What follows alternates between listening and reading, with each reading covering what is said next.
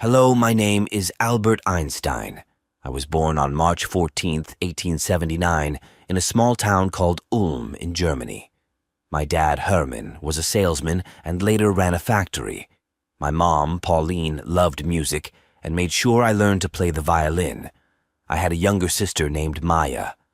When I was little, I didn't talk as early as other kids, which made my parents worried. But I was very curious about the world.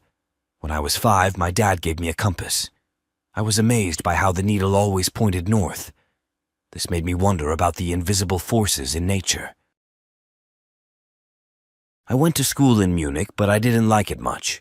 The teachers were strict, and I found the lessons boring. I loved reading books about math and science on my own. Books by Euclid and Kant were my favorites. When I was 15, my family moved to Italy, but I stayed behind to finish school. However, I didn't like the school, so I left without a diploma. Later, I went to the Swiss Federal Polytechnic School in Zurich to study physics and math. There, I met Mileva Maric, who also loved science. We got married in 1903 and had 2 sons, Hans Albert and Edward. After graduating in 1900, it was hard to find a job. Finally, I got a job at the Swiss Patent Office in Bern, where I looked at new inventions. This job gave me time to think about science. In 1905, which people call my miracle year, I wrote 4 important papers that changed science forever. One of these papers was about special relativity, where I explained that time and space are not absolute. This is where my famous equation E equals mc squared comes from. Another paper was about the photoelectric effect, which helped prove that light is made of particles called photons. I got the Nobel Prize in Physics for this in 1921.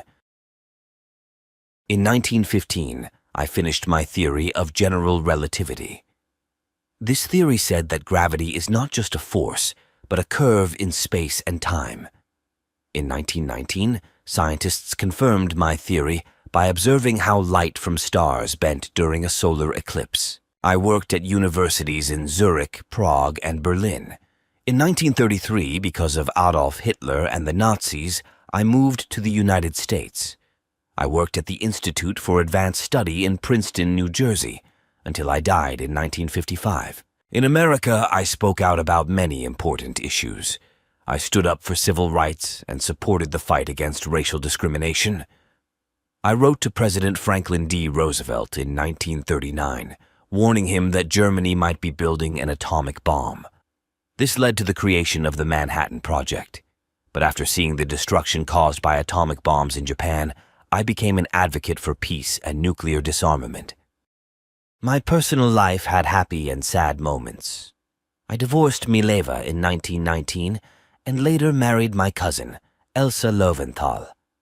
She was a great support until she died in 1936.